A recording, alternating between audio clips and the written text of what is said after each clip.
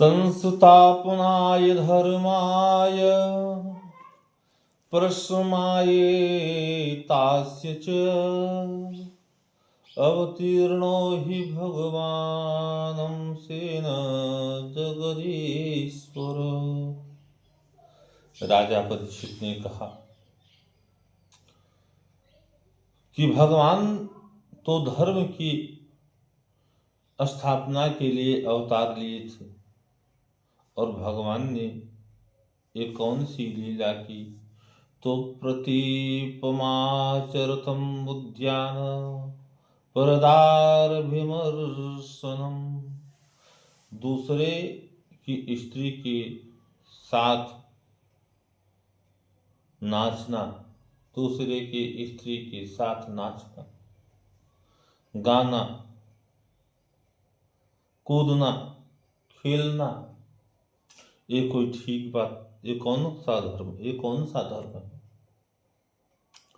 सुखदेव जी कहते हैं कि राजन,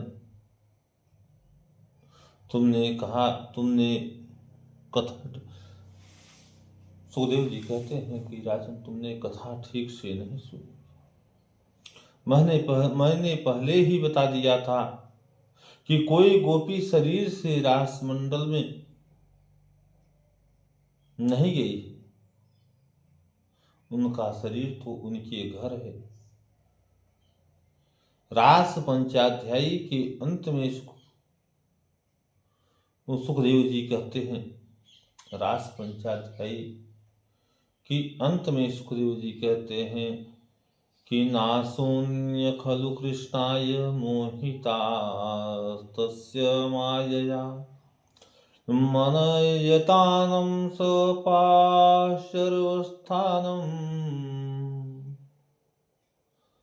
अश्वानदाराय ब्रजौकसः। उन ब्रज के ग्वाल वालों ने देखा कि जिस रात्रि में भगवान रासलीला की, उस रात्रि में उनके घर की स्त्रियां उनके घर में ही थी,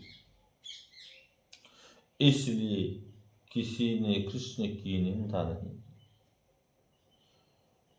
इसलिए जिनकी पत्नी जिसकी बेटी रास में गई, उसने निंदा नहीं की, तो तुमको क्या अधिकार है निंदा करने की? भगवान अपनी माया के द्वारा ये सारी लीला करते हैं। भगवान अपनी माया के द्वारा ये सारी लीला करते हैं। गोपियों का शरीर तो गोपियों के घर में है। शरीर से ही काम का संबंध है, आत्मा काम का संबंध नहीं है। काम विजय प्रख्यापनार्थ सेव्यम रासलीला, काम विजय लीला है। शरीर में रहते हुए काम पर विजय पाना बहुत कठिन, और शरीर के भाव से देहासक्ति से ऊपर उठ जाने पर ही देहासक्ति को मिटा करके उसके 5 भौतिक शरीर बन जाते हैं। कौन? उनके घर में ही। इसलिए भगवान ने गोपियों की देहासक्ति को मिटा करके उनके 5 भौतिक शरीर को उनके घर में ही छोड़ दिया, और उन्हें दिव्य शरीर प्रदान करके भगवान ने लीला की। अंत में सुखदेव जी कहते हैं कि भक्तिम पराम भगवती प्रतिलभ्यम कामम होद्रोगमा स्वपहिनो तयसीरेण धीर। जो व्यक्ति भगवान की इस रासलीला की कथा को सुनता है, उसके हृदय के अंदर काम का जो रोग है उससे वो मुक्त हो जाता है और भक्ति प्राप्त हो जाती है।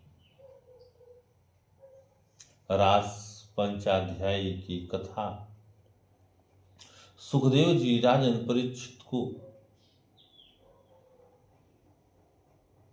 सुदर्शन और शंख चूर्ण के उद्धार की कथा का श्रवण पान कराते हैं।